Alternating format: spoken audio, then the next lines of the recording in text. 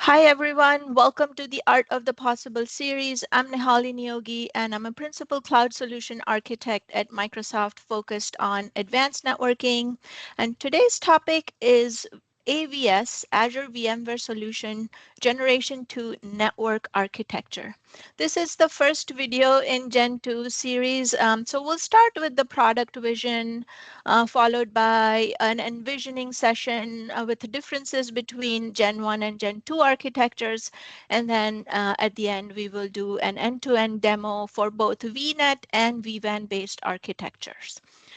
We will have future videos on advanced scenarios soon. So with that, I would like to welcome my guest speaker for today, Yash Bhamare, who is from our product team, my co-host, Victor Sandoval, who, as you all know from my previous session, is an ex-VMware colleague, and Jeff Moore from our partner VMware, and all of my amazing networking and AVS SMEs and GBB colleagues, Dennis, Daniel, Carlos, John, Javier, Gabe, Maze, Cynthia, Shruti, and Adam. I hope I didn't miss anybody for supporting this event and bringing valuable networking insights. I love the networking energy on this call. So with that, I will turn it over to you, Yash, for your presentation, and please introduce yourself as well. Great. Thank you. Thank you, Nihali. So I'd like to kind of start with a bit of an introduction and what I do, and then I have a few slides to go over talking a bit about Gen 2 and how it really simplifies things for our customers. So I am part of the Azure VMware Solution product group. Particularly, I work on the infrastructure networking capacity team here at Azure VMware Solution. So we're responsible for delivering sort of new infrastructure capabilities to customers to help them simplify their migrations over to Azure and AVS in particular. Um, so, AVS has been on this interesting journey where we started about 5 years ago. We knew that VMware customers were looking to move their workloads and their infrastructure from on-prem to the cloud in some way, but they didn't have an easy way to do so. And that's where we found this market and this product where we could actually allow customers to run their VMware infrastructure inside of Azure. And that really changed the game because now customers could come to us and they could say, hey, we don't want to go deal with infrastructure and hardware. We want you to go manage this on our behalf. And we still want to keep our business continuity because we still want to keep the way we work through our operations, our day two monitoring, our the way we operate our business is all really based on VMware. So we want to continue that even though we want to move to the cloud. So it was a important step function for these customers, but they also were able to approach it in an incremental way where they saw value in it, still being able to modernize some of their applications. Now, fast forward a few years now, AVS has sort of grown in scale. We're probably one of the, if not the biggest VMware shop in the public cloud today. And so, with that being said, we also recognize that there was a scale that we needed to meet, and we also wanted to bring customers closer to Azure and give them an experience that's closer to what other Azure services do, both in terms of deploying the service and also using the service once they've deployed it.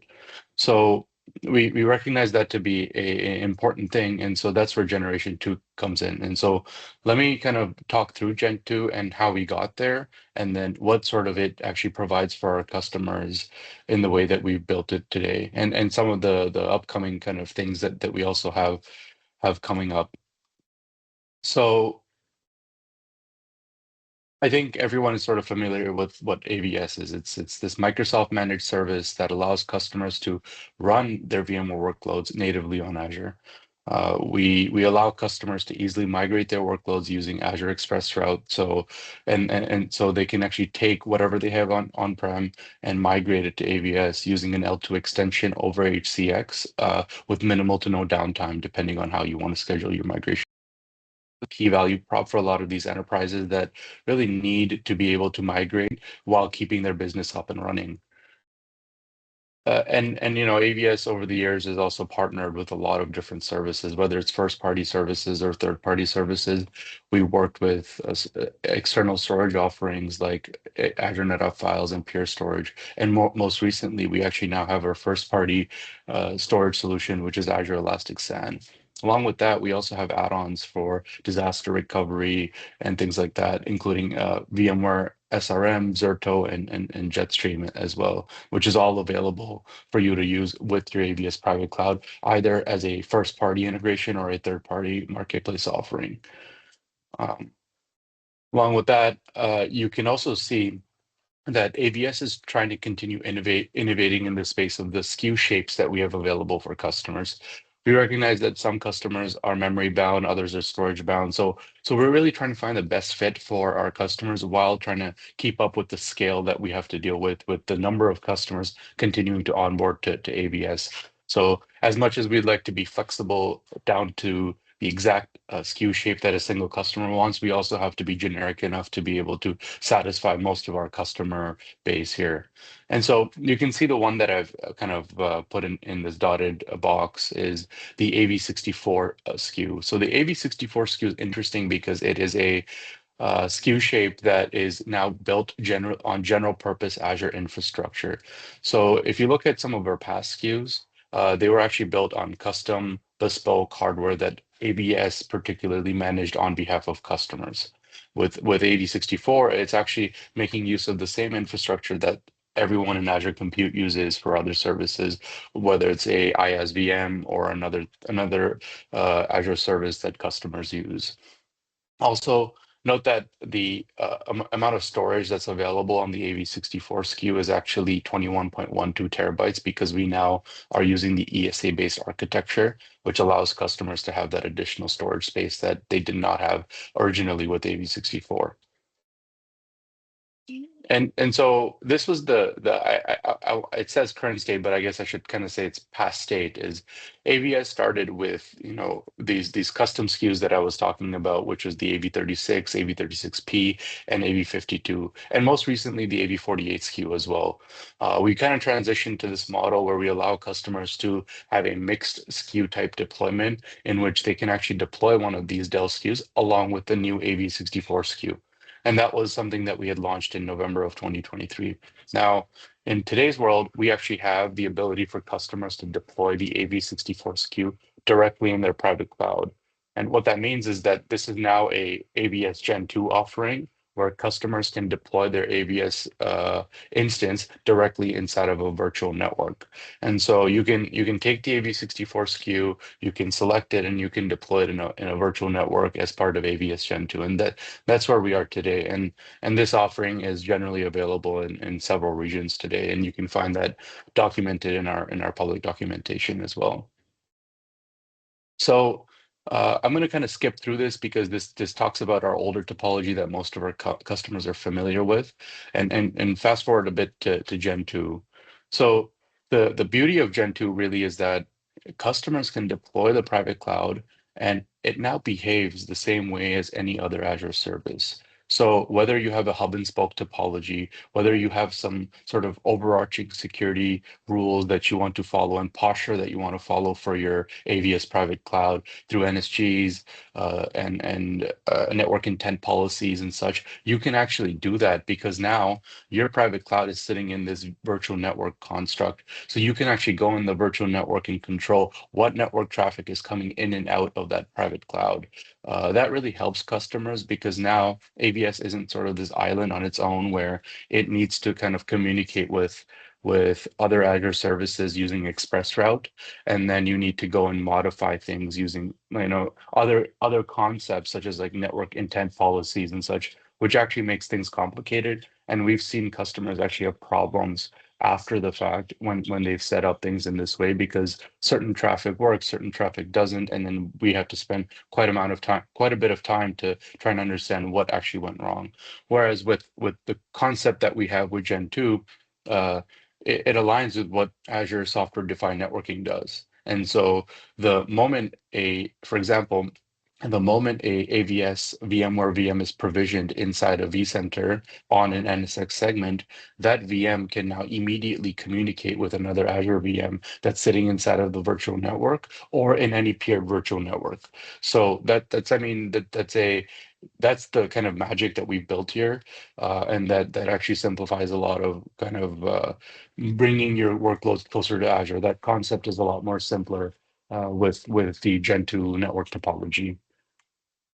Um, some of the other things that I talked about briefly is innovation in terms of what we've done. So AVS is one of the first services to be able to run a third-party operating system using general purpose Azure infrastructure. With this, we've been able to use the software-defined networking that Azure uses, and the underlying infrastructure is I think some people may know it is called Azure Boost. And so the earlier version of Azure Boost is what AVS is using today, and it actually delivers about 100 gigs of throughput and lowers a lot more latency than what you would have seen on AVS Gen1. So what happens now is that the bottleneck is no longer the express route; it's actually the NSX edge gateway. And then, as I mentioned before, you can now use the AV64 SKU and deploy that directly. And you still need 3 nodes of that. It's just that you don't need any of the older Dell SKUs to provision the SKU type. And additionally, in the future, we will be actually diversifying our SKU shapes on Gen 2. So you will see another SKU shape that is a lower core count than what AV64 is to give customers that are more cost sensitive a lower core count option, especially now that they have to go, bring their own license and pay for those cores as well. So we are going to be giving customers that option in the near future. And lastly, the fact that it's deployed in a VNet, like I said, a lot more simpler in terms of deployment. Customers don't have to think about the way it's set up, and I've seen a lot of times customers spending months just to try and understand, hey, why do I have to deploy this as AVS VNet Connect? Why do I have to deploy this global reach? Why does it work like that? That learning curve is quite steep for some customers that we have simplified over time, but it remains to be a deviation from what Azure is supposed to be. In terms of the other reasons that I'll talk about is I think I've touched on most of these here, but one of the things that one of the reasons, business reasons why we use Gen1 is for capacity. So oftentimes with Gen1, we are having to dock custom bespoke hardware for our customers. And that actually takes a lot more time. So it could take up to 6 to 8 months for us to dock clusters worth of capacity for our customers. However, with Gen 2, we've actually shortened that time to about 6 to 8 weeks, depending on which region it is. Obviously, Azure has their own constraints in terms of capacity, but AVS, because now we're plugged into that capacity planning system, we can actually dock capacity uh, much quicker and have it available for our customers who are looking to scale and deploy their AVS service in large number of nodes. Um, the the other thing I want to kind of just reiterate is that now your security and compliance is aligned with what the Azure does. You'll see, and I'll show a screenshot of it here. When the private cloud is created, AVS actually has this concept of delegated subnets that are created on behalf of the customer in the VNet that the AVS private cloud is created in. And so this delegated subnet actually has a bunch of network security group rules that prevent customers from modifying their network traffic in a way that their vCenter access is broken, or having other hostile services or things like that get access to the AVS private cloud. And two, we actually have rules at every single NIC that is provisioned on behalf of the customer that the customer doesn't actually see, where we have kind of locked down all traffic, whether it's from the internet, whether it's from on-prem, unless the customer chooses to enable it for whatever reason. And enable internet, for example, they can go do that, but by default it is disabled, and that is a enhanced security posture that we have with Gen 2. And lastly, here there's a couple of interesting things that we've also unblocked. One of which being private DNS resolution. So a lot of customers told us in the past that they would not like their AVS fully qualified domain name to be available over the public domain. And so we give customers the option to do private DNS, set up their own DNS resolver, or use their own custom DNS resolver, deploy it, and use that for DNS resolution for their private cloud. Along with that, we also allow customers to pick the availability zone that they want to deploy their private cloud in, assuming that there's capacity available in that availability zone. And that's because certain customers want to be in a zone that is actually closest to their on-prem for latency purposes. And so this is what AVS used to look like with Gen 1. And Gen 1, just to be clear, is still still out there. There's still tons of customers using it. It's still fully supported by our product group and engineering group, and we still continue to improve the quality of that offering. And so you can see here with Gen 1, ExpressRoute is the thing that actually connects AVS to the rest of Azure.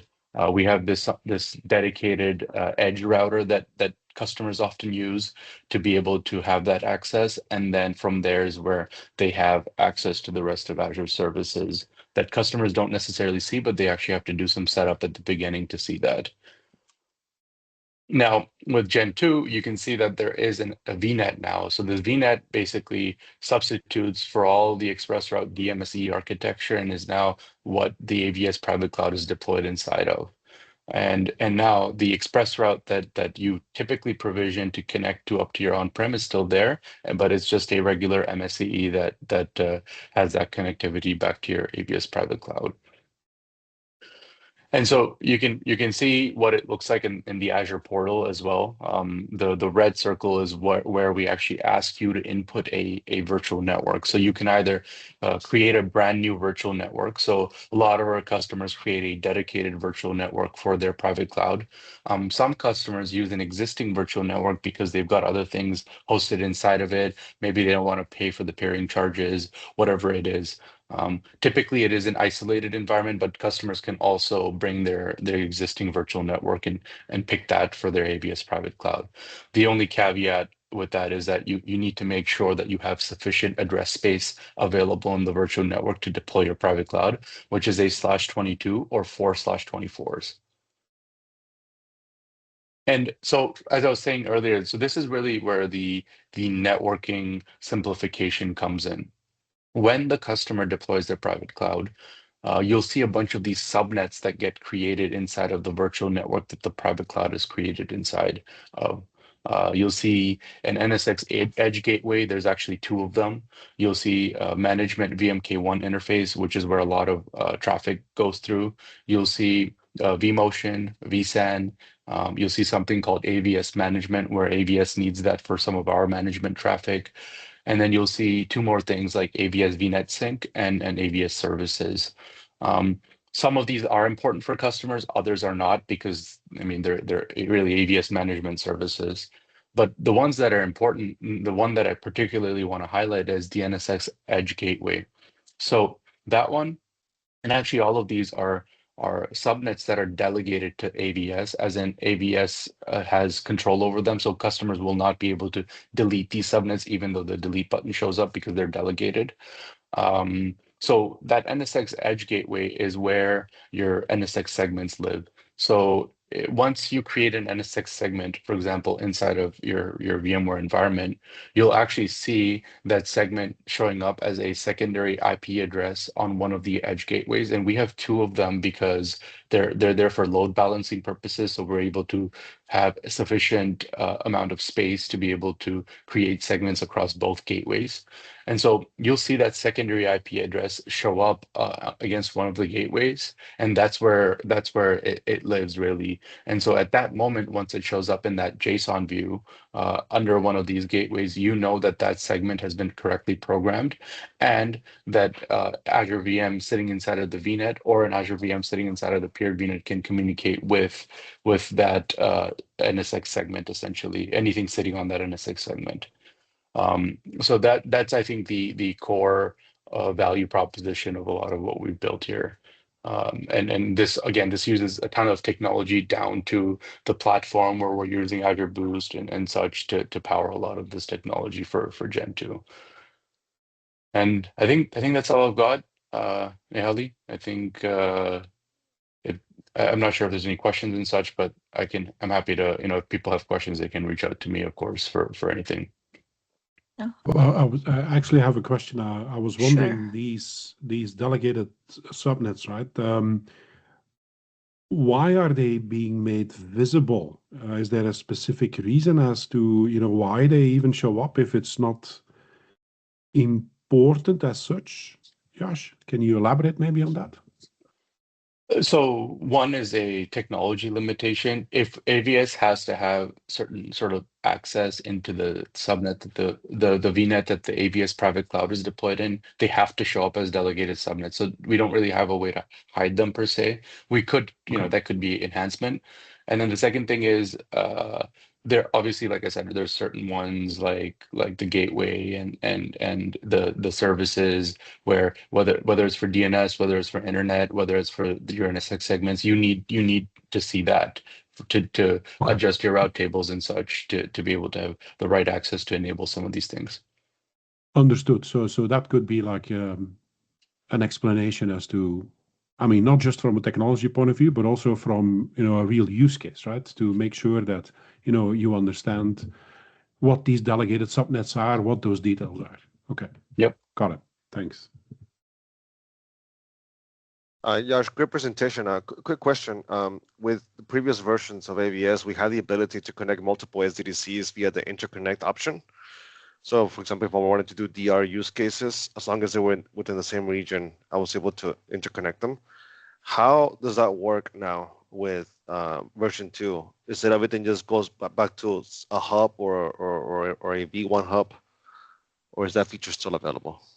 So AVS Interconnect is a Gen 1 specific feature, but for customers to connect their private clouds together, they simply can just peer their VNets together. That'll work. Okay, got it. So yeah, it's pretty much straightforward like any Azure service. Yep.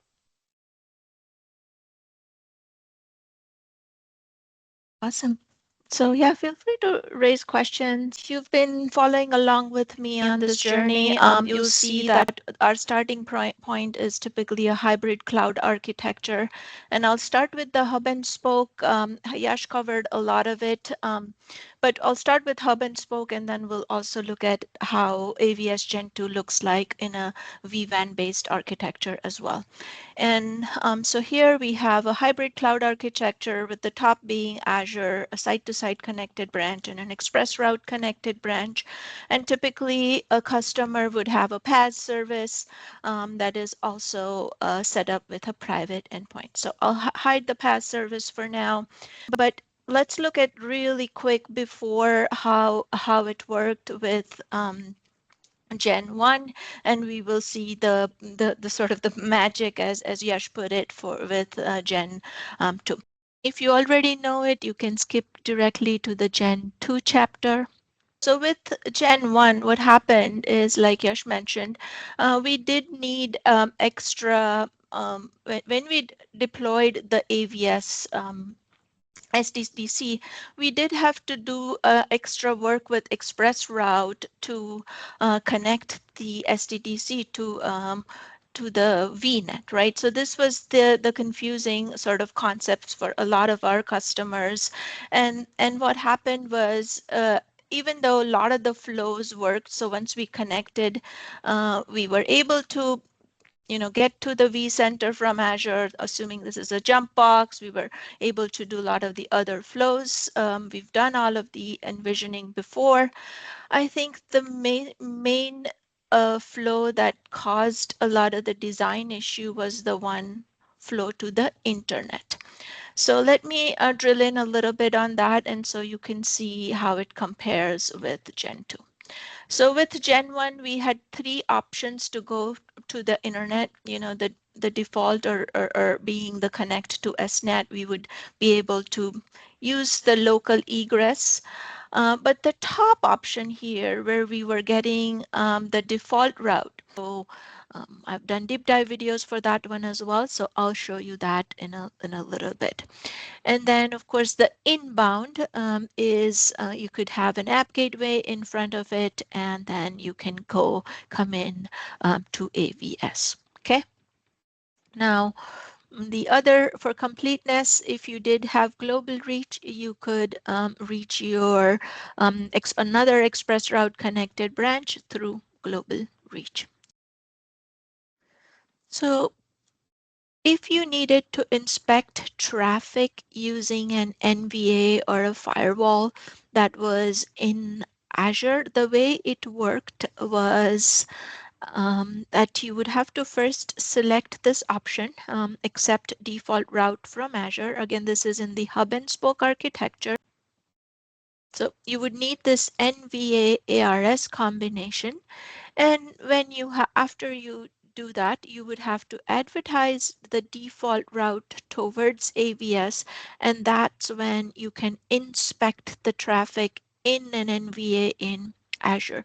You still can't use the native firewall. For the native firewall, you would need a BGP speaking. You would still need a BGP speaking NVA, and you can have the NVA to advertise the next hop as the Azure firewall.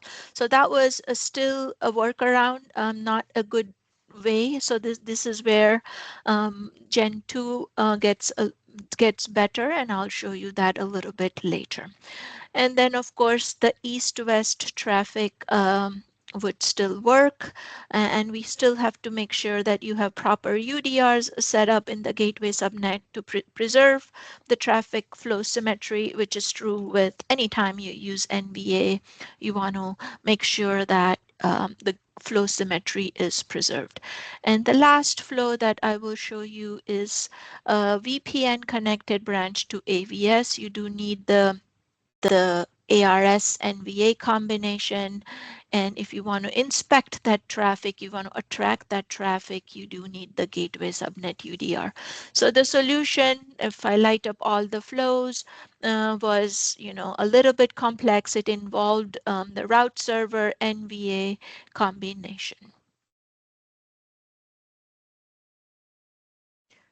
So next, let me show you how to accept default route still in this mode, but how to accept default route using from vWAN using routing intent. So here we are in a hybrid cloud architecture using secured vWAN hub with routing intent. Of course, the top box being Azure, a vWAN architecture, site-to-site connected branch point to site, and a express route connected branch. Let's bring Gen 1 in the mix. With Gen 1, what you needed, and this is where you would need the complexity of the express route, you had to connect it using express route. And once you enable routing intent, your private traffic would get inspected. Right, so your private traffic will go through the native firewall. And then let's look at the other flows. If you had global reach, your AVS to headquarter site would flow like this. And then if we disable global reach, you can also attract the traffic from AVS to another express route connected branch. Using routing intent and secured vWAN hub, you do have to open a support case for that, but that's what the blue flow is showing. And lastly, let's look at the flow towards the internet. This is where you have the routing intent enabled for internet bound traffic, and it would advertise this 00 to AVS and then influence the internet bound traffic to go through Azure. Okay, and likewise, the last flow is the inbound flow. You could have an app gateway here, and then the backend for the app gateway could be your workloads in AVS. So that ends the envisioning for Gen 1. Be sure to check out the deep dive videos if you need more details. A lot of the advanced scenarios are also presented in there. So with that, let's look at how this compares to Gen 2. So let's look at this side by side. Again, we're back to the hybrid cloud architecture. And as you saw, Gen 2, the way it was placed was right here and connected using express route and the connection to the express route gateway. So that's where the complexity was. Now let's look at how Gen 2 looks. And as you can see, Gen 2 is really presenting itself as another VNet, just like one of these spoke VNets, and then you can connect to it just like a spoke. Let's talk a little bit about IP addressing. As you can see, we could have an existing VNet or we could have a brand new VNet. Be sure that you have enough space in the existing VNet, at least a /22, to be able to provision your Gen 2 SDDC. All right, and quickly, once you provision the SDDC, you will create a jump box subnet, and then you can start accessing your vCenter from this jump box. Should you need to access it from a jump box that is across from the VPN, be sure to make sure that you have your DNS set up correctly, as you can see over here. With the default setting of the forward lookup zone and DNS being public, and I'll show you this later in the demo.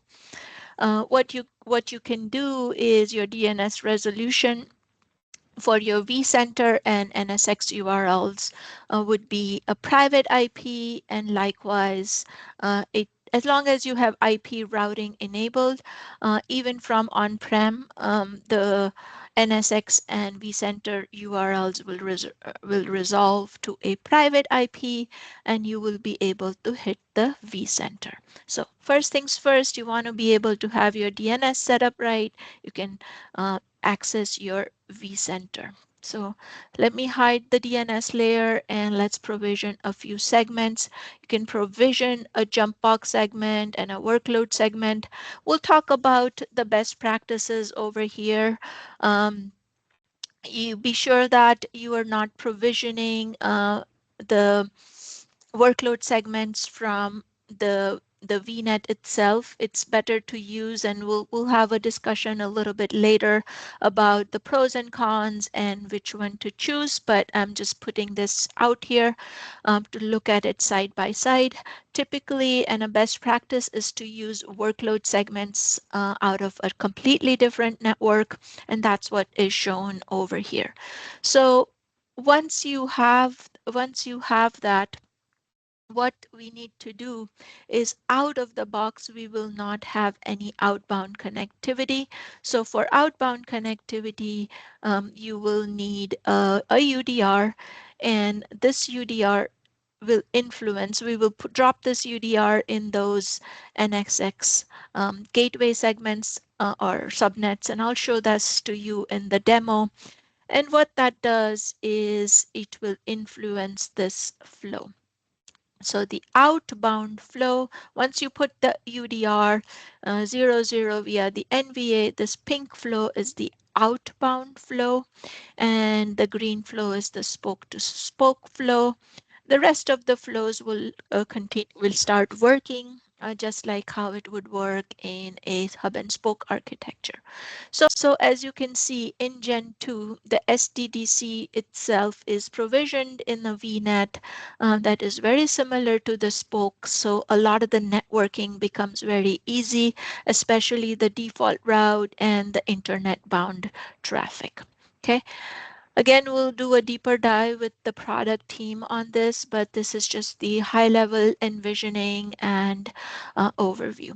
So now that we see how it works in hub and spoke architecture, let's take a look at how this looks with a vWAN based architecture. So here we are in the vWAN based architecture. We haven't yet brought in the Gen 2 AVS in the mix, so let's do that next. So again, in Gen 2, the AVS gets provisioned in its own VNet, which can be exactly like another VNet that is connected to the vWAN hub. Okay, so very simple, and And again, if you compare it with Gen1 used to need express route to be able to connect to the vWAN. So again, this simplifies the architecture a lot. So once you do have the routing intent enabled, the internet traffic from the workload segments, again, these are the discrete segments, and these are the ones carved up from 10.102, best practice being using the discrete segments. And then what will happen is your internet bound flow will flow through this Azure firewall. Again, routing intent needs to be enabled, and then likewise your private traffic and rest of the flows will work. And this is again the any-to-any architecture with vWAN. We've done deep dive videos on those, so be sure to check those out. So again, this is at a very high level, and we will do a deep dive with the PG team on this and following a demo a little bit later in the video. Let's look at the portal experience, assuming we have this VNet carved up. Let's look at the portal experience and see how it looks like. Okay, so I'll run through a quick demo and then we will make observations end to end. So here I will do a quick demo of what it would look like if we were to create. I already have one created in the interest of time, but I'll just, for the purpose of this recording, I'll show you a quick overview of how the deployment experience looks like. So we could give it a resource group. We could give it a demo SDDC. And we'll pick, I believe if I pick UK South, you will see that we get the drop down over here, and we can pick 3 hosts over here. For now, we'll say no zone selected. And this is where you can either integrate it with an existing network or you can create your new VNet. Okay, so we'll call it demo VNet, and we'll give the address space of 10.102.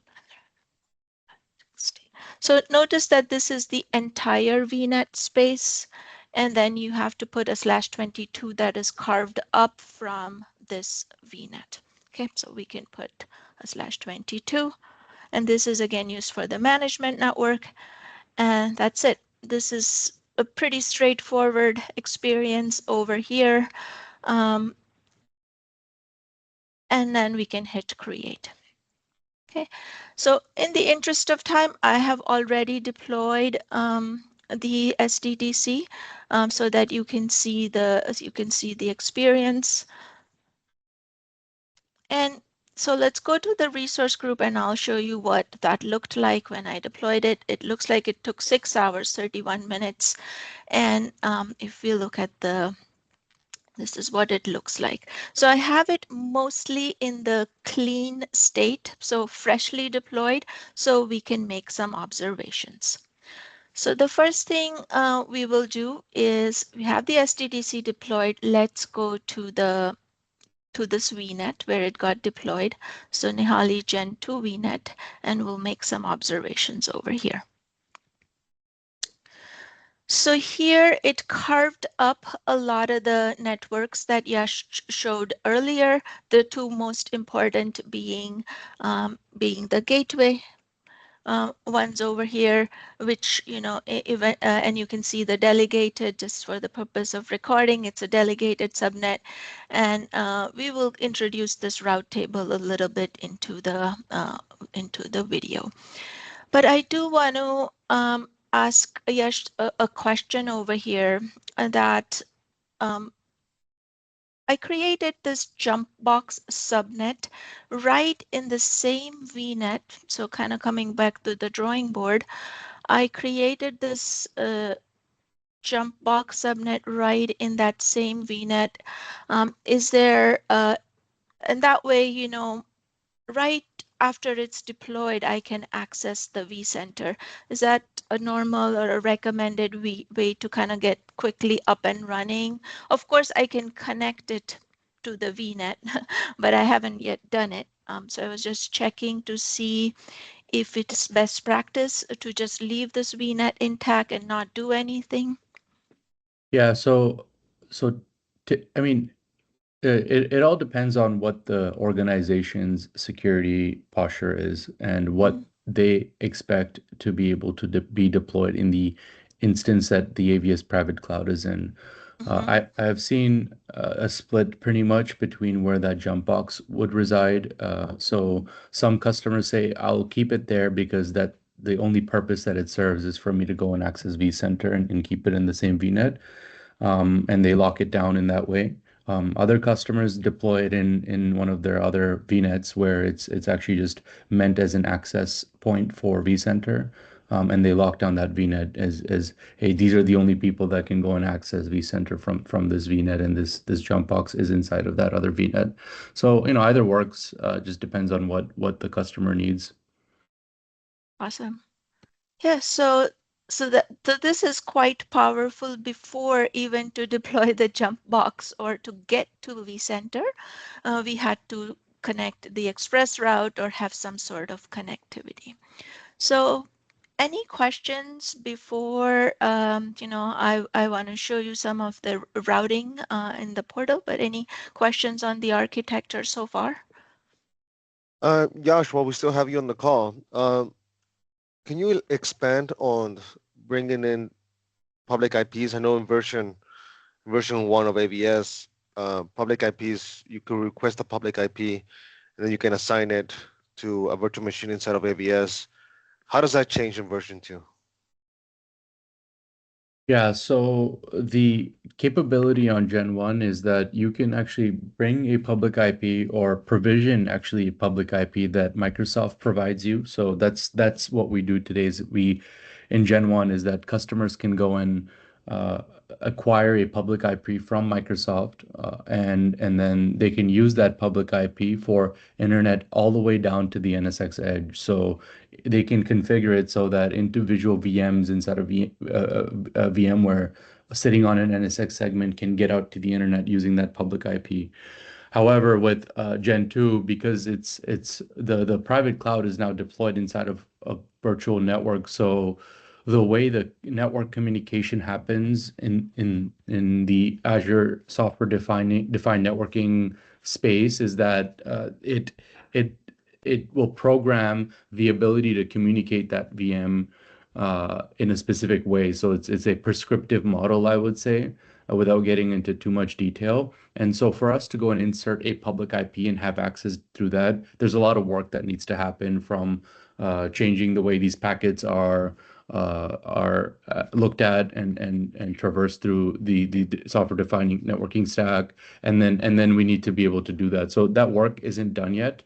So we want to it's in our backlog and roadmap, but it's just something that we haven't enabled yet. Okay, thank you. Appreciate it. Yep. Awesome. Yeah, thanks, Victor, for bringing that up. It is also listed, and we'll put all of the links in the description below, but it is also listed in one of the limitations over here as public IP down to the NSX edge is not supported. I want to make an observation before and after we add a segment here. So the first thing after you connect to the vCenter, the typical flow when you are with AVS, the typical flow is that you would create a DHCP server, you would create a few segments, and of course the DNS is already set up, so the DNS service out of the box is already set up for you. So from a network side, the observation that I want to make is as soon as you add a segment, so let's go ahead and add a segment, and I want to make some observations before and after. So here, let's go ahead and add a segment called red segment, and we'll make this 21. And before I hit add, if you notice over here, the 21 segment, a 10.102 221 is not here. Okay, and when I add this, right, when I add this over here, what will happen is the behavior we will see is that that 21 segment will appear under one of these. So is it, how does it work, Yash? Does it just, the next one will go under this? Is that how it's load balanced? No, it depends on how much there's a feature that we are using under the hood called prefix on a NIC. So we are basically programming IP prefixes that, so the way this is used in VM, right, for regular VMs is that one virtual machine that has one or more network interface attached to it, it can actually have all, like, one primary IP configuration and then 0 or more secondary IP configuration assigned to it. So that's the feature in Azure VM land that we're using. Now, what we do is we're basically adding a secondary IP prefix to that subnet that you've created, and so when it adds it, they've got basically a algorithm that they use, whether it's load balancing or just figuring out where we have sufficient prefix space available. So it decides based on those factors to decide which subnet to pick. I see. And any change that we make, is it possible that it will switch from one to another? So let's say I associate a route table. I need to make sure that it's associated identically with both of these two subnets. Means I cannot have a different route table associated with this and a different route table associated with this, is the question. Yeah, that's right. Yeah. It should be the same. Yeah. Okay. All right. So as you can see, even though you know, it's in the works, so we'll wait for that to complete.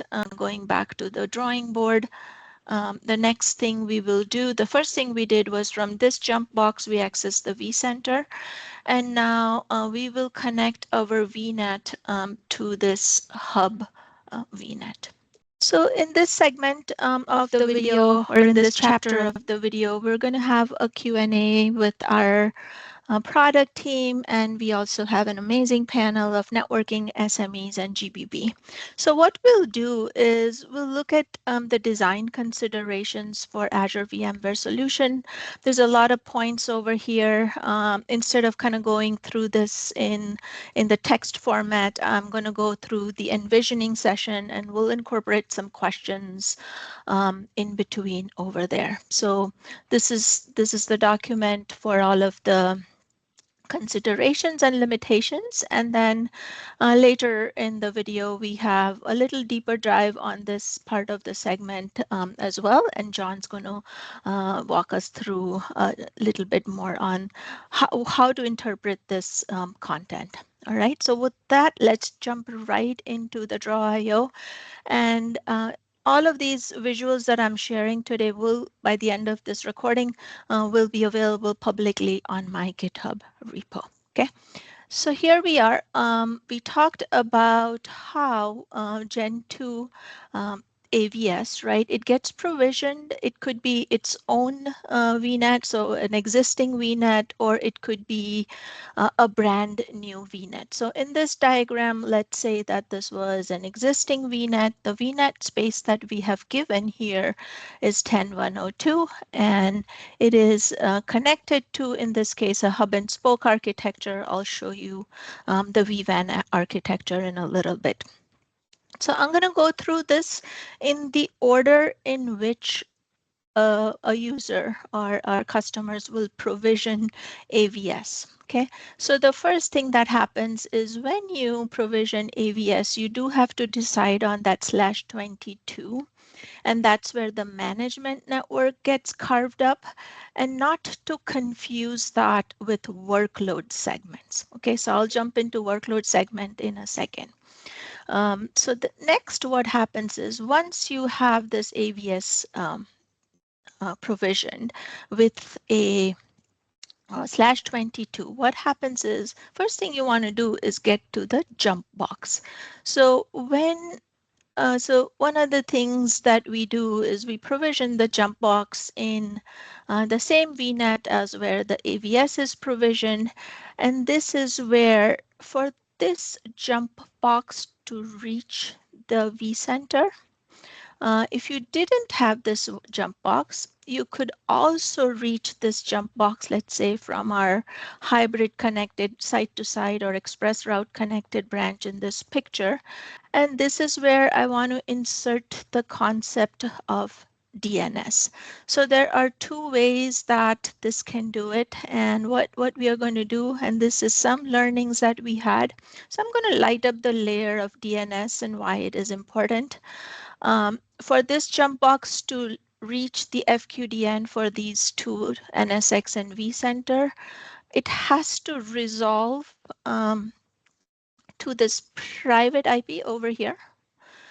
So this is how the resolution looks like, and the setting that we have in our SDDC portal is this one. So when it's set to public, and this is a little misleading if you look at it the first time, but I want to clarify this.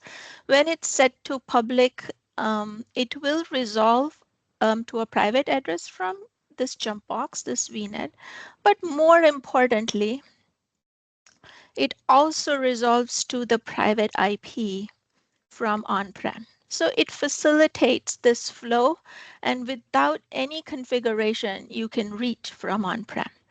And we did observe that sometimes, and this is where I ran this test, and I want to share this test with the team, is that sometimes we had observed that this NSX FQDN that you see was not working, but I ran this DNS checker, and this is where, yes, you can comment on it, but I ran it, and it does resolve mostly from most part of the world as a private IP.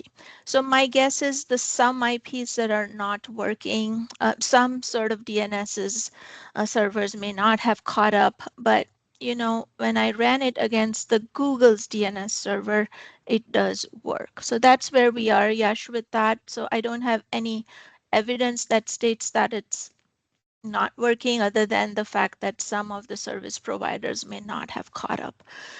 If you want to comment further, or anybody else wants to comment on this, I think we are good on this part. To that, go ahead, Yash. No, I was just going to say it's good that you actually check from different sources. So I think the IP is definitely reachable. The FQDN is definitely reachable. Yes. It's just a matter of when these services particularly know that fact and can reach it. Agree. Yeah. So I don't, like I said, you know, initially we thought because 2 of the 3 people were not able to resolve, but I mean, I think it's good for now. The important thing I wanted to call out was that it wasn't intuitive for me to see that this even from on-prem would resolve to private. And I think it's great in for POCs where, you know, once the routing is in place, you don't have to worry about DNS setup. But keep in mind that for certain enterprises and compliance reason, you may have to do a private, and I'll do this in a future video, but the way you would do that is using the private DNS resolver. It's a little bit more work. This just works out of the box and you can start hitting the jump box. Okay. So hope that clarifies the DNS question that came up. So with that, I'm going to go to my next layer. So far, jump box has to be in here. It can be routed across that DNS has to be working. Okay, so now next let's talk about workload segments, and this is where there are two kind of school of thoughts. So let's look at that. So first time I did it, I provisioned my workload segment and my DHCP segment from the same VNet. Of course, there wasn't any existing one, but I provisioned, so you can see my IPs. It is in the same VNet, and the way it will show up on that subnet, and we will look at it in the demo as well, is that it will carve up those under these two NSX Gateway 1 and Gateway 2 subnets, right? So it shows up like this. Now, there is another way, and I think this question, Trevor, you brought this up. I want to make sure we make that distinction. There is another way of carving up your workload segments, and of course, you could make it completely discrete. So it could be something, of course, it shouldn't be used in your network for sure. But you could do that, and they both work. And, you know, like I've shown you over here, the blue one, the 102 one is part of this, and this is not. They both work. I have tested it, but Yash, I would have you or any of the PG team comment on it one way or the other. I know, John, you've played with it as well, so I'll pause here. Yeah, Mike can take that one as well. Sorry. Yeah, so we recommend not doing that first option. Okay. Simply because you're gonna have overlap at some point. It's because that address space is available to use in the VNet directly. And if somebody ever goes and does that, you're gonna have some problems. So we recommend keeping the IP the CIDRs separate. So don't create segments in NSX that overlap with anything in the VNet.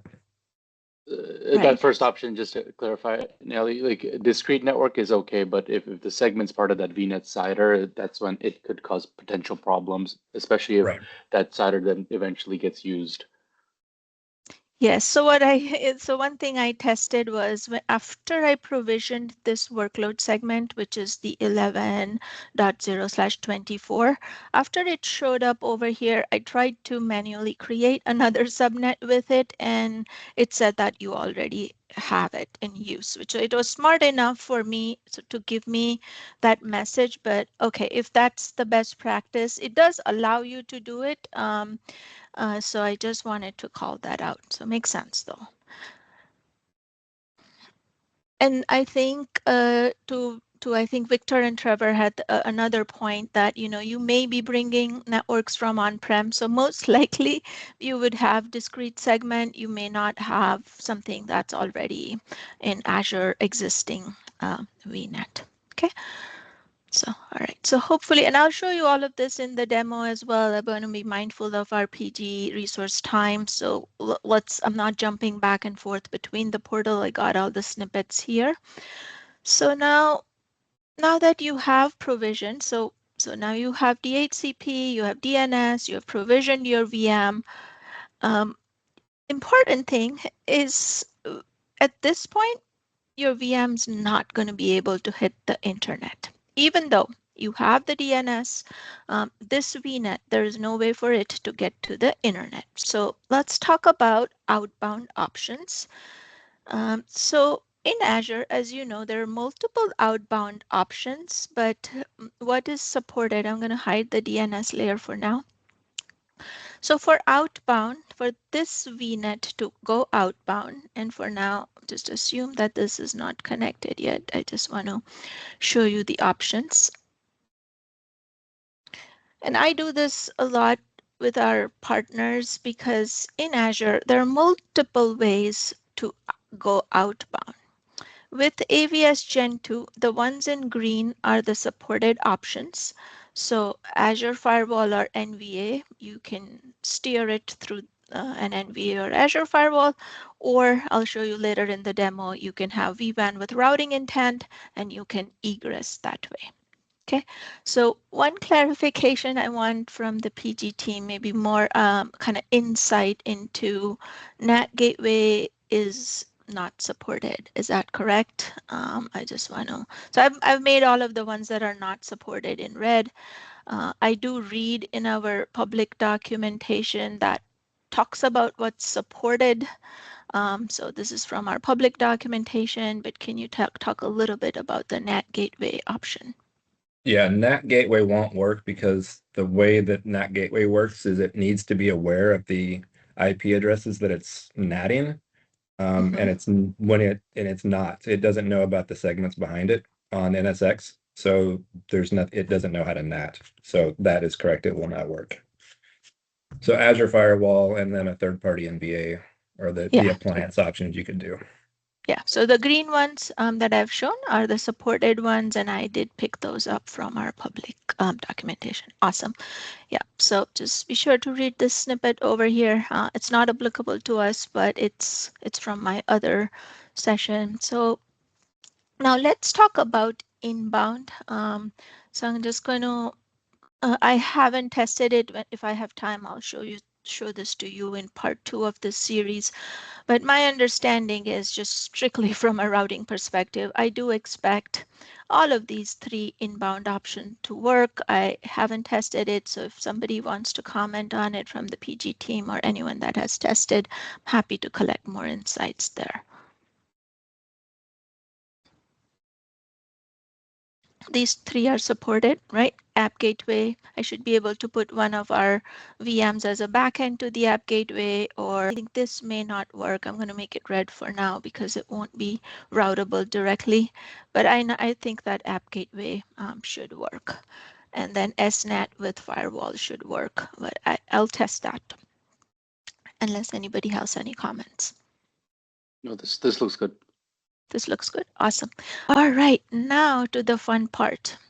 So let's see how we can egress, right? So these are all the options. So let me hide the inbound, outbound options.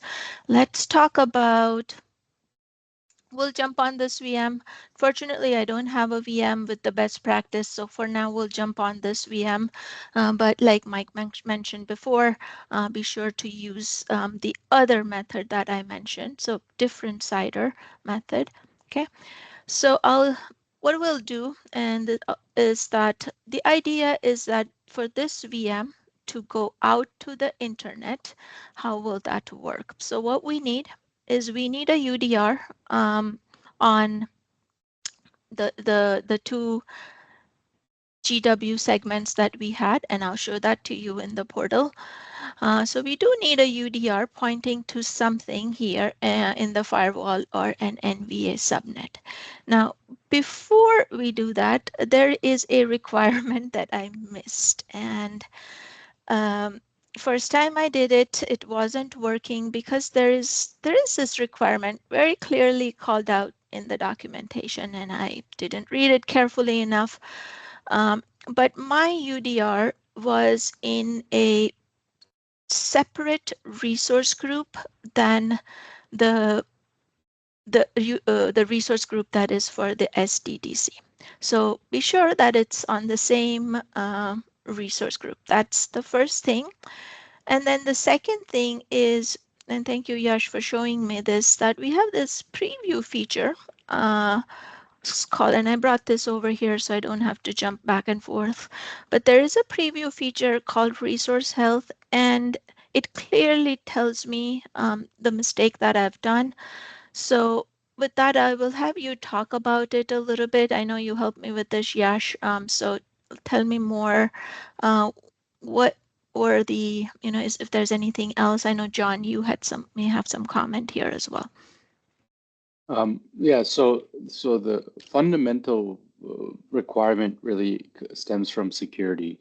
So Azure has a pretty strong stance on permissions, role assignments, and what we do on behalf of the customer. So we make it very explicit to customers on the amount of access we have to manage their infrastructure on their behalf. And so the idea is really just least privileged access, which means only have access to the things that you need access for unless explicitly enabled. And so in this situation, what was happening is that there was either it's a cross resource group reference of something, whether it's a UDR, or I've seen some customers have DDoS protection plans, or a cross subscription reference. And if that's done, what actually happens is that the programming of your NSX segments into your Azure Virtual Network will not work as expected, because we don't have the ability to actually understand or permissions to be able to understand that there's this cross resource group or subscription reference, which then interferes with our workload segment programming. And so to get around that, I mean, there's only two ways. One is to remove that cross resource group reference, or to be able to create this role assignment from that cross resource group or subscription that will give you the correct role with the correct role assignment for the, specifically we call it the AVS on fleet VIS role. And so once you have that enabled, we can go ahead and things will work as expected. Awesome. Thank you so much. Yeah, and that was causing issues, weird issues, and hopefully we could do a clean demo today. We have corrected that since. John, anything you want to add here on this particular thing?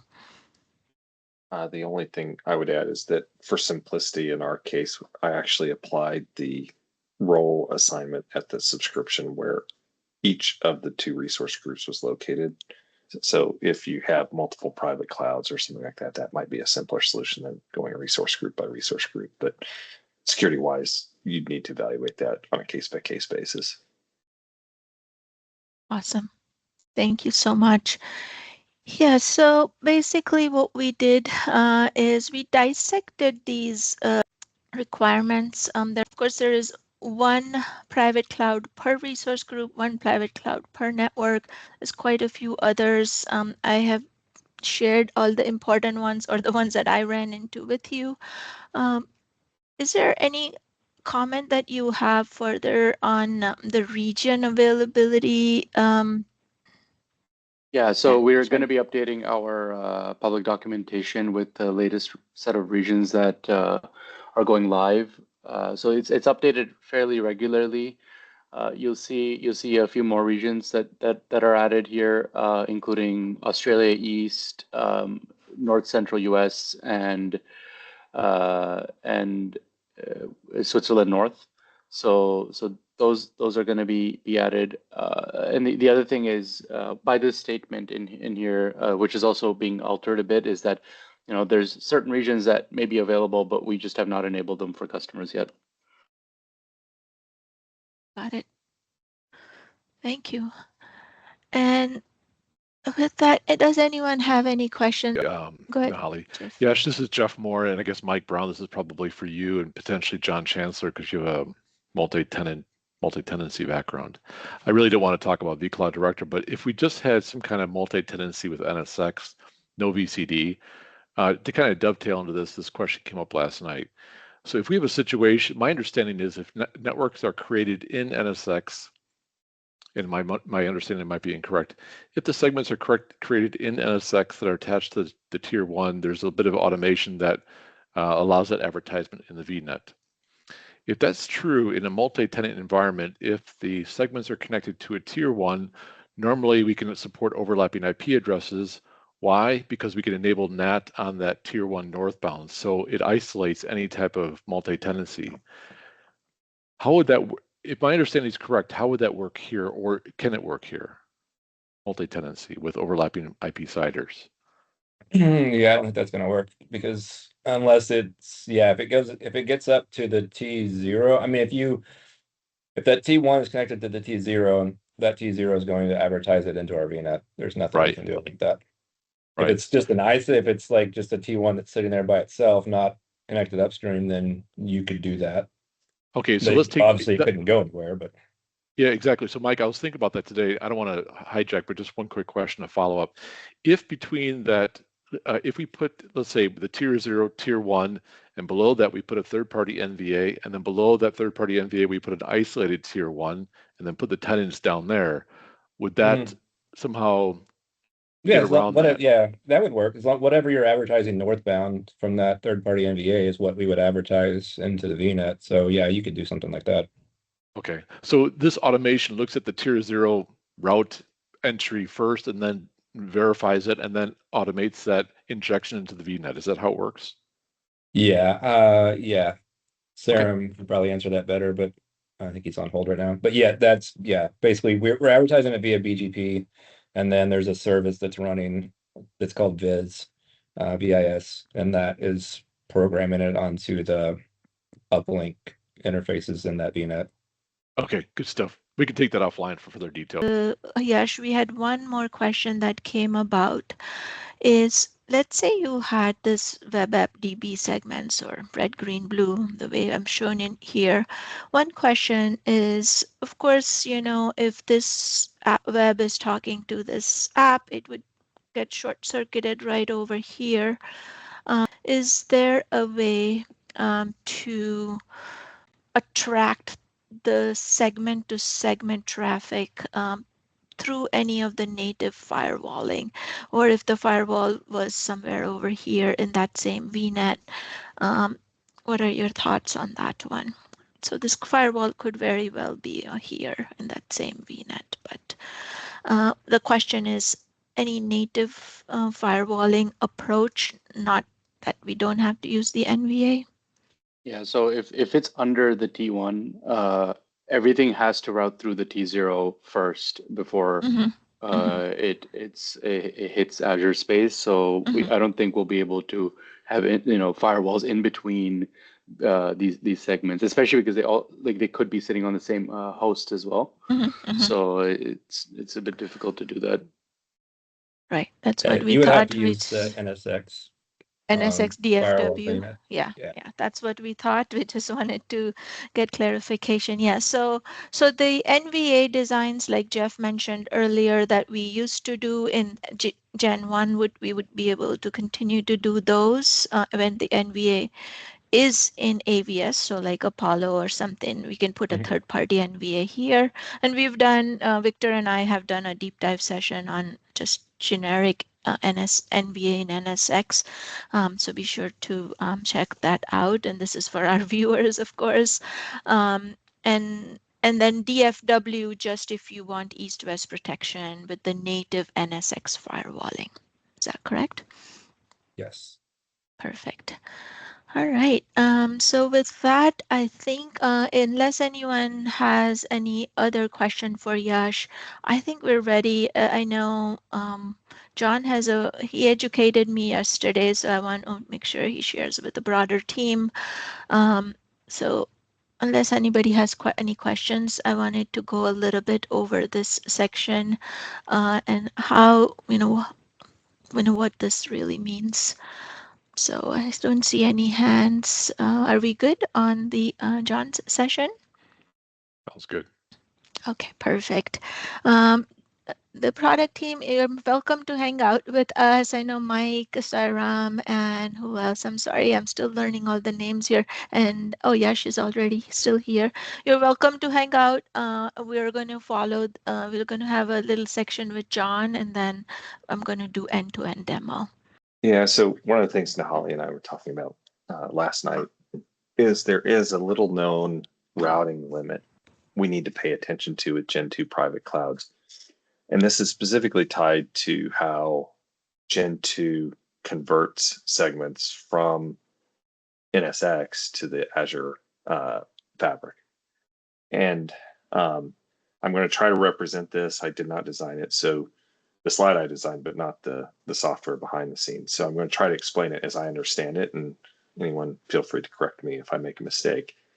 But effectively, when you create a segment in a Gen 2 AVS private cloud, when it gets advertised via the T0 to the Azure Fabric, one of the things that's happening behind the scenes is that those advertisements are sub-segmented into /28 and then re-aggregated when they appear on the AVS VNet. And there are some specific limits in the document linked here that we need to pay attention to when designing AVS Gen2 private clouds. Specifically for 3-node or less private clouds, there's a 4096 prefix limit for those /28s that needs to be paid attention to, and that goes up another 2048 if you add a 4-node private cloud. It does not increase subsequently for any additional nodes. So 4-node, that 6144 limit is the maximum. But what that represents, if you do the underlying math, is that there's approximately a /16 worth of address space available to you for segments in the AVS private cloud. So if you have customers that need to do larger than a /16, a Gen2 private cloud may not make sense. You need to evaluate that relative to this /28 limit. The other limit that we call out here is that there is a prefix limit on the VNet address space included in this article of 1,000 prefixes. That is inclusive of the /22 that is used for the private cloud. So just wanted to highlight this from a design perspective. When you're designing networking relative to a Gen2 private cloud, these are some additional considerations that need to be included in your design so that you don't have customers that bump up against limits that may negatively impact their rollout. Thanks, Any John. Yes. questions on that? So if they have like 8CX and those /32 routes, it would pretty quickly kind of get to that limit, right? It can, yes. And that's accounted for. Those /32 would be part of this limit, the 1,000. The 1,000, correct. Okay.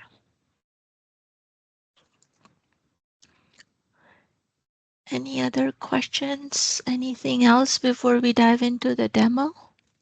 So I'm just trying to, so John, this is Jeff. We worked together before on a major customer in the US, multi-tenancy, but on this math, I'm just trying to do the math on it. So if I took the segment, the 10,000/24, that gets subdivided into /28s, is that correct? When it gets advertised into the, okay, then the limitation on the Azure Fabric is 1,000. 1, 2, 3, 4, 5, 6, 7, 8, 9, 10, 11, 12, 13, 14, 15. So the /24 will get divided into 16 /28s. Yeah, so there's two, correct. So there's two parts to this. That's a good question. So if I kind of trace this through left to right, and there's a slight error on this slide I'll point out at the end. Yeah, I'm just trying to look at the budget here with the limit budget. Yeah. Yeah, so you start with this /24. You create that segment in NSX. It gets advertised up to the edge, and at the edge, when it advertises to the fabric, it subdivides it into these 16 /28s. Right. However, when it comes into the fabric, it gets reaggregated to a single /24. So from a budget perspective, you're only hit with a single prefix. Oh, okay. That /24 against the 1,000. Okay. Where this is important is these 16 will subtract from the either 4096 or 6144. That is the limit that's here. And right now, at least, we have no way to see that limit.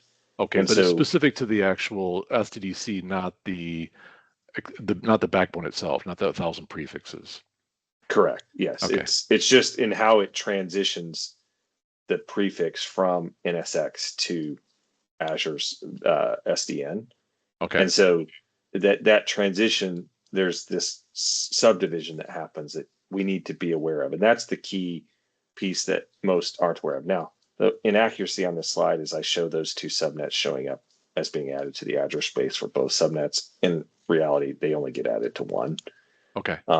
So I will correct this to remove one of these boxes, but okay, but let's fundamentally, say for sorry, John. So based on what you said, let's take the extreme case. The upper left-hand corner, that red box, 4096 /24 prefixes. So effectively, if we injected that 24 in the lower left, 10,000/24, that would get subdivided into /28s. That /24 would equal 16 /28. So the 4096, the upper left, would get divided by 16, and you'd have a limit of 256/24 networks, if that's math is correct, something to that effect. Basically a single /16, correct? Oh, okay. Yeah, you said that before. Okay.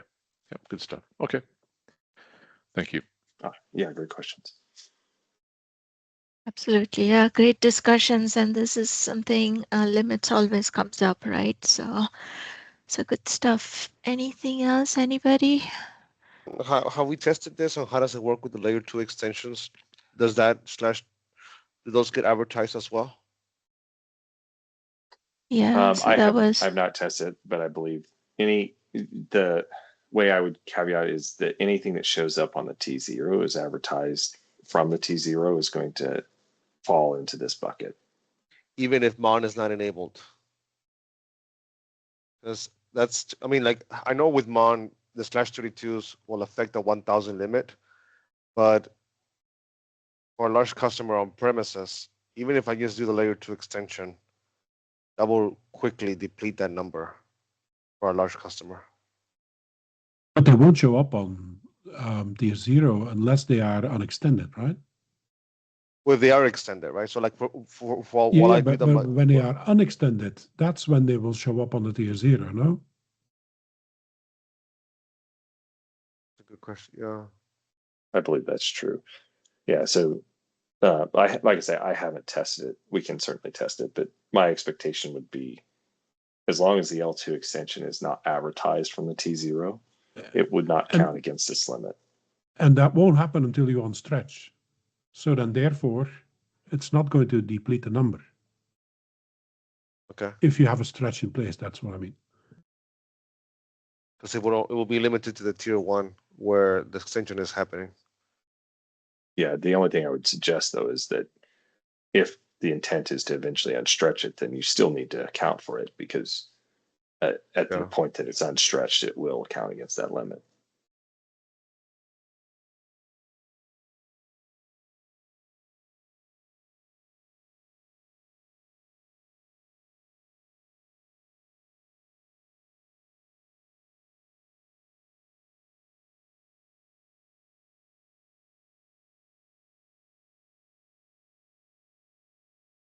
Oh, Dennis has a question, or Dennis, did you already? Yeah, I just wanted to quickly make sure I understood correctly, John, what you said about us not being able to monitor, how many, I mean, if we are going to be reaching, or if at a certain point you're close or you're still far off of that 4096/28 limit in a 3-node setup. Did I understand that correctly? That is correct, as I understand it currently. When I talked with the PG team and did some testing myself, I was unable to find any place where the list of /28s that are being transmitted is detailed. So I couldn't come up with a count of how we're progressing against that limit and whether or not we're at risk of overrunning it. There was an outstanding question about what happens when you overrun it, and I believe it's just that those networks just don't get summarized and added to the VNet at that point. Random networks, or the last one that you tried to add that would have exceeded that limit? It's a good question for Yash. I believe it's the last one. Oh, okay. Okay, good stuff. Thanks, Dennis. Good questions. We'll start with this UDR. I already gave you the best practice over here earlier, so we'll jump right in the portal.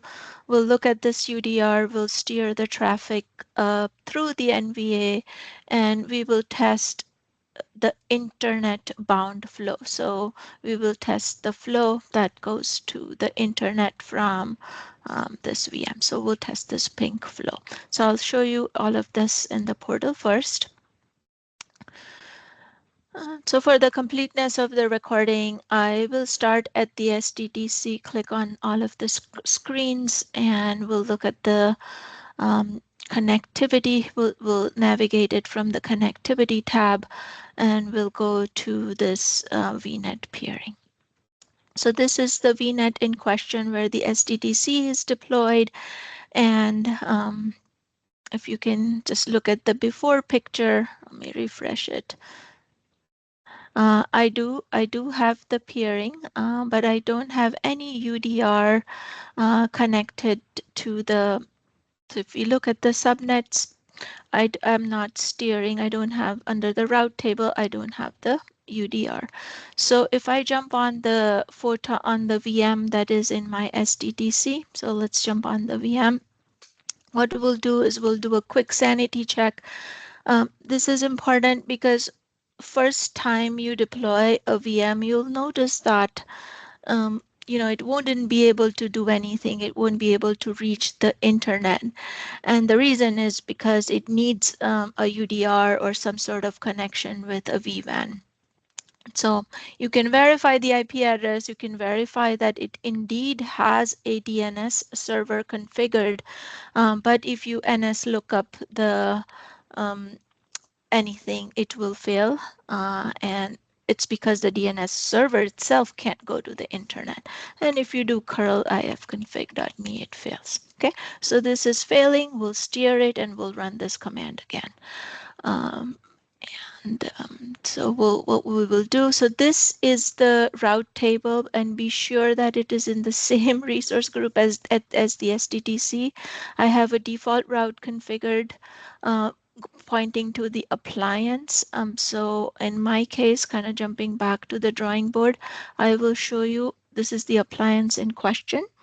So I will show you that appliance. I already have the IP adder command. It's 172.19.1.5. And for the completeness of this recording as well, I think I showed this as well. So it is IP forwarding is configured, and it does have a IP tables-based firewall configured. Okay, so if I just do a curl ifconfig.me over here on the NVA itself, and notice the last 2 octets, I'll make a note of it. And then by the end of this exercise, that other VM should also egress from here. So let's go ahead and attach those subnets. So we'll go here. Again, those subnets are in my SDDC. VNet. So this is the Nehali Gen2 VNet. And you'll notice that only subnets we can associate are these two and the jump box one. So we'll associate this one. And we'll associate this, the next one.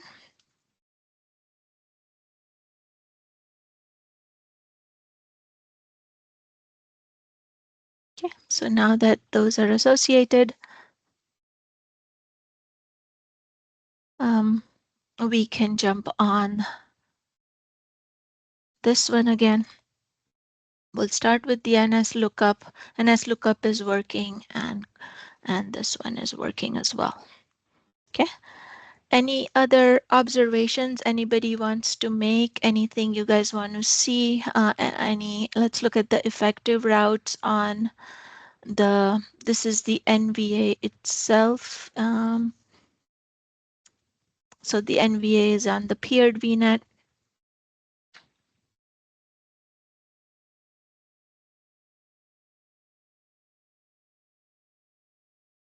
And it sees, this is the peering, and this is where my segment is. So maybe I can just show you guys just how the segment looks. So if we go back to the SDDC, I have, let's go take a quick look. We'll start with DNS. So this is the DNS in question. I have a DHCP server in this segment, and this is where my Photon VM is. Okay. So that was demo number 1. We can go and move on to, in fact, while I'm still here, I just want to show you maybe just the fact that we can resolve. So what I will do is I will jump on this one. So here I am on the jump box. So if you can see, I've already done the IP config. So I am on the jump box over here. So kind of coming back to the whiteboard. I am right here. And remember at the beginning, I had shown you the NS lookup. So from here, we can resolve the, you can see that I've already resolved the vCenter and it resolves to the private IP. Okay. And if I'm on my home machine, so if I am I'm still having trouble. It could be my service provider, but if I run dig directly against Google's DNS, it does indeed work. So this is the truth, and we saw that it does work across the internet in the other visual I had before. Perfect. So I wanted to show DNS. All right, I think we're ready to go and do the demo for the vWAN based architecture. So let's say that now what we can do is we will hide all of this and we will first disconnect this peering. Okay, so what we will do is we will disconnect this peering. So we'll make this by itself. And that will break this VM's internet connectivity. And then what we will do is we will connect this SDDC with our vWAN. Okay, so let me show you that. So what we will do is we will detach it from the hub and spoke architecture, and we will bring that VNet right over here. So it will essentially become another spoke in a vWAN based architecture. So and vWAN with routing intent. So this icon over here is showing routing intent. What will happen is when we have routing intent turned on, anything from here, so in our case, we have the workload segment over here, we will be able to, as soon as we connect it, we will be able to reach the internet. Okay, so first let me show you the vWAN. What we should also do, I'm just thinking out loud, we should also disassociate this. Let's see if it allows us to do that. Should also disassociate those subnets that we had the UDR on, just to have a clean start. And here we can detach the peering.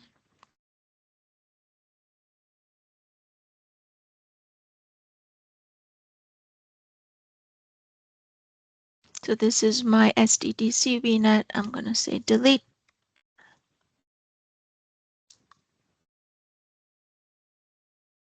And while this is deleting, I'll show you the vWAN settings. So on the vWAN, Holly vWAN, as you can see, let's start with the hubs. I have one hub with routing intent enabled, and I've enabled routing intent for internet traffic, right? With the next hop as the firewall. And if you want to look at the before picture,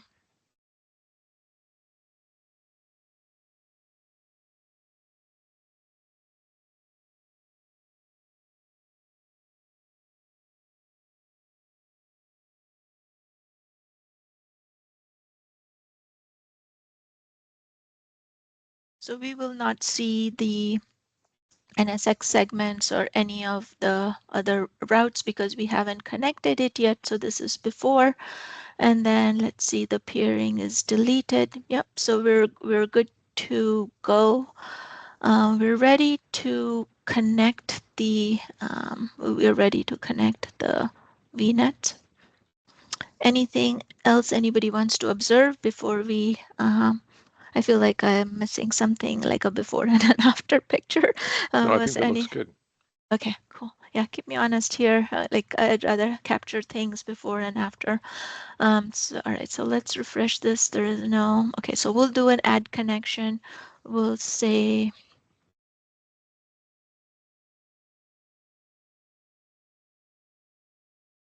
connection to Nihali Gen2 VNet, and we'll pick the hub.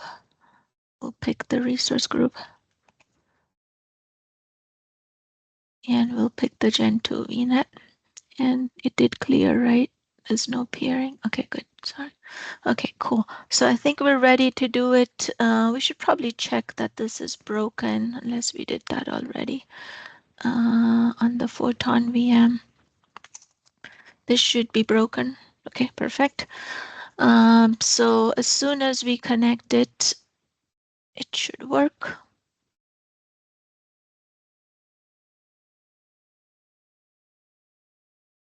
This does take a few minutes, so what I thought I would do is I'll quickly share this. This is the preview feature, and this is where if something isn't working, you can take a look over here.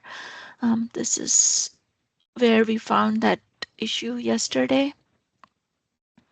And this will take a few more minutes, so I will also show you one more setting. So let's go to SDDC. If you go under connectivity over here, right, we looked at the forward lookup zone.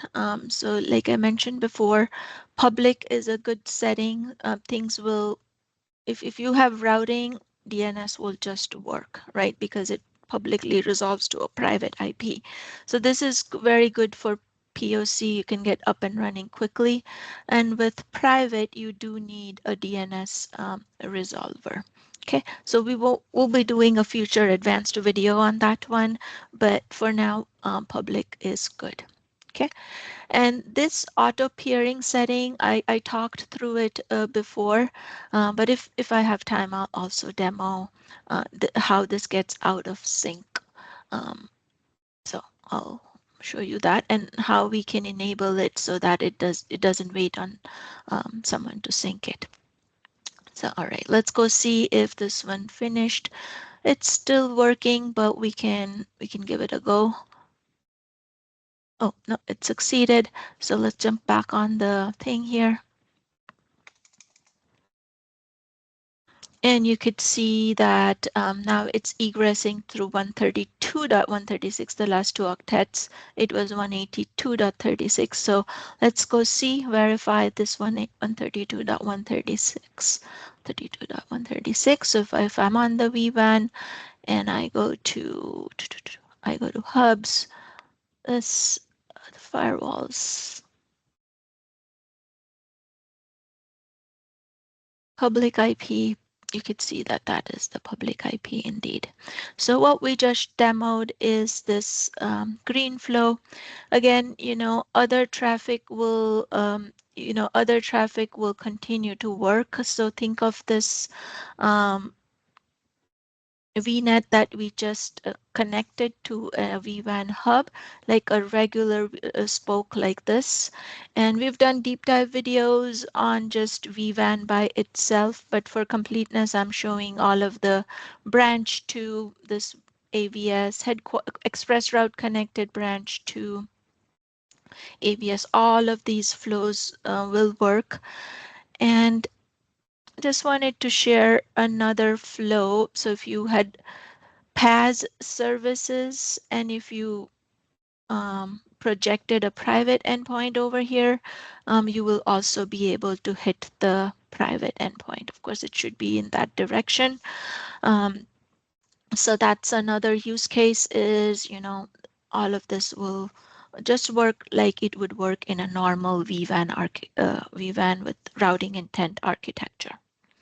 Holly, can we quickly look at the route table within the vWAN hub to see how that changed? Yes, this is why I want to keep me honest over here to make sure we record that. Yes. So route table. Yes, I love looking at route tables. So we will go to vWAN hubs, route tables.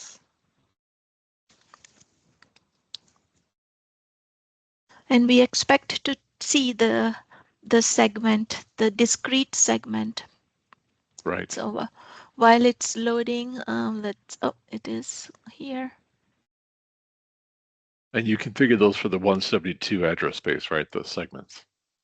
Yes, I Okay. did. So I did 2 for the discrete ones, and I have 1. So it's a good question, Jeff. So you'll see that.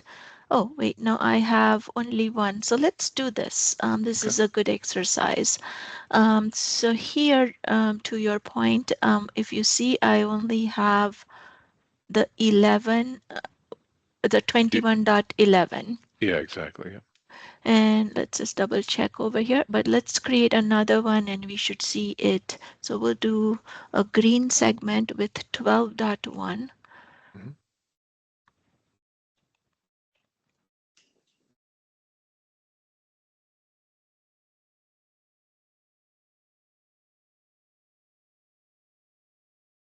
/24. Yeah.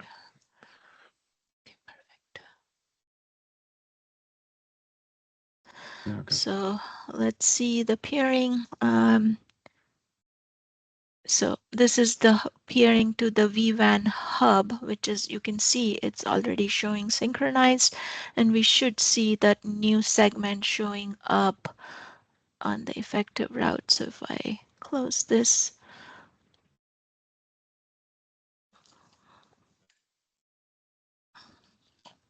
you should see both red and green segments now. Mm.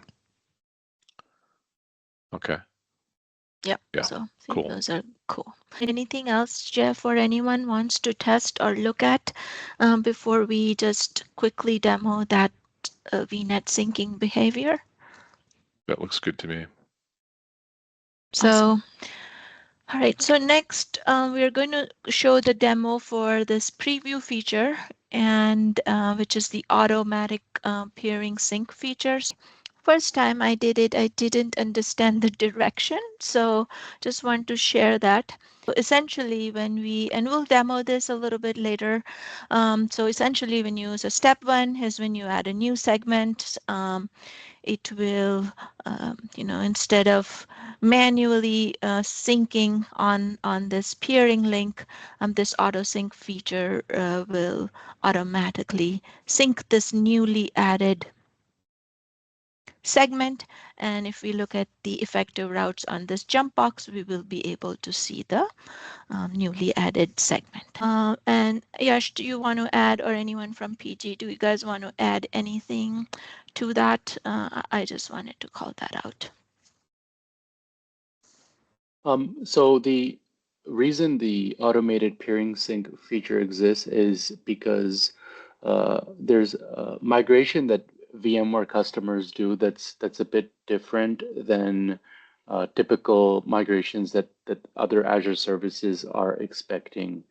And so there's times where customers have Azure infrastructure already deployed, and where their private cloud sits along with that Azure infrastructure. So you may have something like paired VNet in a hub and spoke model where you have some other Azure service that's already communicating with something that's sitting on-prem.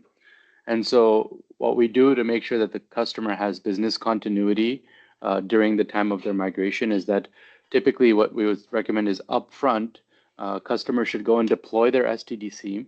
And before they start migrating their workloads from on-prem to their AVS private cloud, they should use the automated peering sync setting to set the setting on for the virtual networks that they want to be automatically synced for. So what that will do is that your on-prem VMs that were already communicating with something in Azure, once you migrate them over, they will maintain the same continuity because now the new migration into the AVS private cloud, the segments that are propagated into the VNet will also be reachable through the Azure service as well. So you kind of do this before you start your migration and make sure your Azure services are synced ahead of time. So that's where the feature comes in. Got it. Yeah. So it now makes sense. Now I know the why. So anything else, John, you want to add before we jump on the demo? Victor? No, I think that was great. I think the big thing here is part of what we discovered is there are some permissions required for this. And so make sure you read the documentation relative to required permissions and ensure those are set up properly before enabling this feature. Otherwise, you may receive errors. Great call out, yeah. And it's still in preview, so yeah, definitely check out. The screens may look different, or definitely check out the latest documentation by the time you watch this recording. So with that, let's quickly jump on the portal and do a quick demo. Okay, so we'll add the blue segment. So step number 1, we'll add the blue segment and we'll make observation on this auto sync feature. First, we have it disabled. So let's go ahead and validate that. So here I am on the connectivity tab in my Gen 2 SDDC, and auto sync is disabled. And we have 2 segments. Let me make sure I refresh it. And coming back on our one VM over here, so going back to the drawing board, we will look at the effective routes on this VM first. So let's go ahead and refresh this.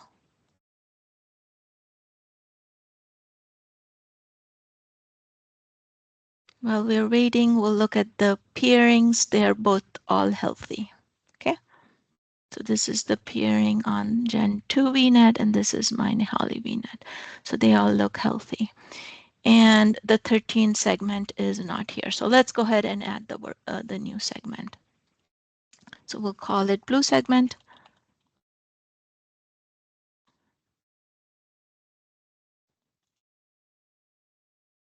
And so the expected behavior here, John, is that it will go out of sync. And because we are adding a new segment, these VNets will go out of sync. And there we see that it's out of sync, fresh, and this is out of sync. And if we refresh the effective routes over here, the new segment will not show up. Any other comments, John, before we hit sync? Nope, that's correct. We saw basically an update to the address space is required, and we'll need to sync manually until we enable that feature. Yeah, and that is true with Azure VNet peering, that if we update the address space, a manual sync is required. So we'll go ahead and hit sync over here. And now if we look at the effective routes, the 13 network will show up over here.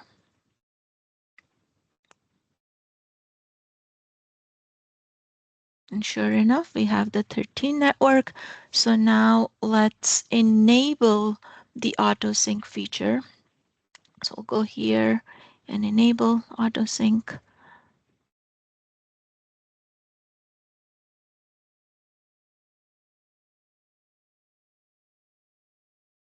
Perfect. And let's go ahead and make sure everything is still in sync here.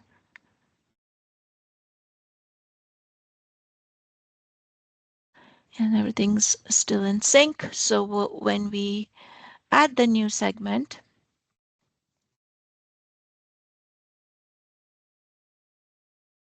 it should automatically get added without enforcing a manual sync. So we'll add a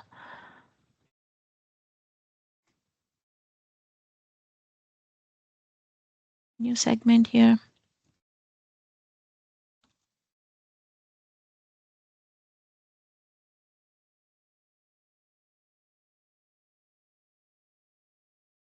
Okay. And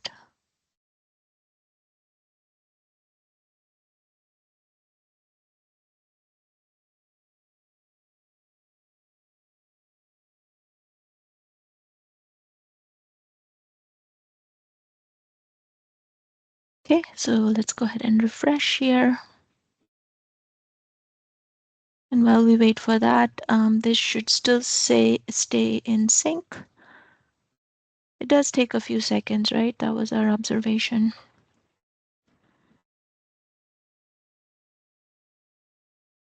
Yep, that's correct. Yep. And now we go in here and refresh. Our 14 segment is still not here, but we'll go ahead and refresh.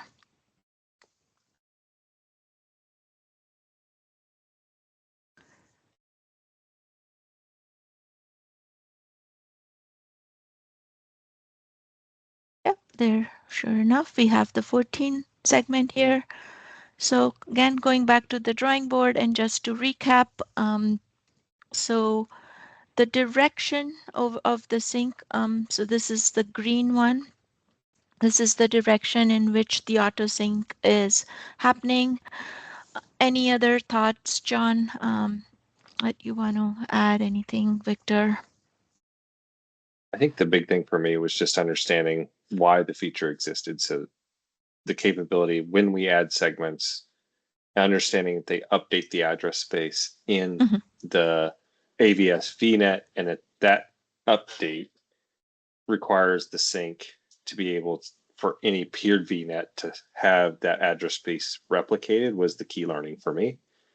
Other than that, the feature makes total sense. We've automated a function that might otherwise be done manually, and choices need to be made, to your point, about whether or not you want to leave that as manual, where you intentionally only sync on specific updates, or if you're okay with having that be automatically updated anytime a segment is modified.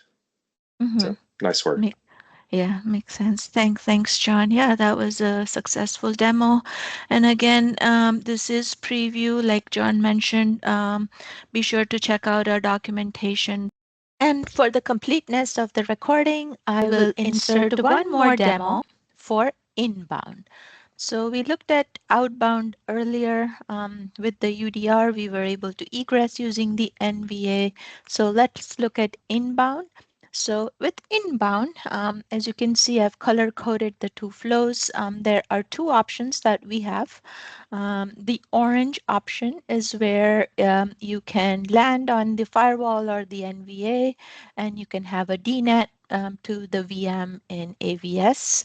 And then the second demo that I'll show you is using the app gateway. Your VMs in AVS could be the backend to the app gateway. The app gateway being the L7 proxy. When you look at the VM, it would actually see the IP address of the app gateway, terminates the connection. As you can see over here, I'm running a simple Python based server on the Photon VM, and we'll run these two demos. The first demo showing that it indeed lands used on the firewall, and the second demo showing the app gateway. So with that, let me show you how this is configured in the portal. So here I am on the VNet where the SDDC is provisioned, and as you can see, we still have that route table from before. So we are egressing using the NVA. So if I show you the route table over here, we are still routing through this appliance. And let's go on the appliance real quick. One more change I did make is now we have a public IP, so we could do inbound to the firewall or the NVA in this case.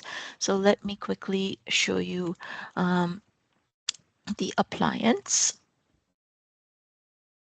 So here we are on the NVA, and as I showed you before, the NVA itself goes out using this new IP, which is now its dedicated IP that we have given.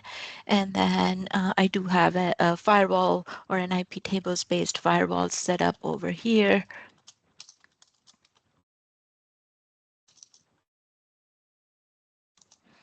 And I also have, like I showed you before, IP forwarding enabled on the firewall. And as you can see over here, I have a DNet set up. DNet it's forwarding 8080 on the NVA to 8080 on the VM that's in AVS. So let's look at that VM real quick. So Control C. and we'll do an IP header, and that's the VM in AVS, and we'll fire up a Python-based server over there. Okay, so that's my setup for the NVA. And while we are here in the portal, let's look at the setup for the app gateway. So for the app gateway, I have created an app gateway subnet. This is where the app gateway is deployed. And let's look at a couple screens on the app gateway for the completeness of the recording. So we'll go top down. I have a standard tier app gateway provision. I have the front end IP of this, so we'll test using this IP. Let's look at the listener. Sorry, let's look at the backend pool as well. So I have a backend pool with 11.10, which is the VM in AVS. Let's look at the listener. So I have a listener setup for port 80. And lastly, let's look at the rule, which stitches it all together. And you can see that I have that same listener and the backend pool and the backend setting of port 80. Okay, so let's look at that backend setting as well while we are here. And this is forwarding port 80 to 8080 on the VM. Okay. So with that, let's do a quick demo. So now let's jump on the Photon VM. We'll clear this just so we have the IP header, and then this is the web server, a simple Python-based web server. So let's run the test from outside. So on the top window, I am running a curl to the firewall IP, and as you can see, it's coming in using the 1.5 IP.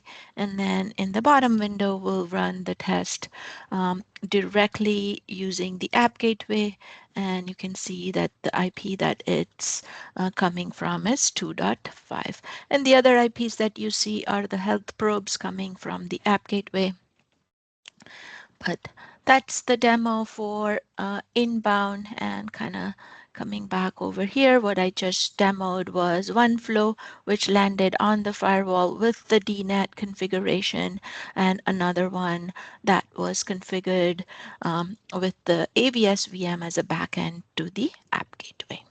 All right, so that ends our demo. Thank you everyone for joining. Thank you, Jeff, Dennis, Victor, and Derek for staying all the way till the end. And I also want to thank our PG team members, including Yash and his team, for all the collaboration.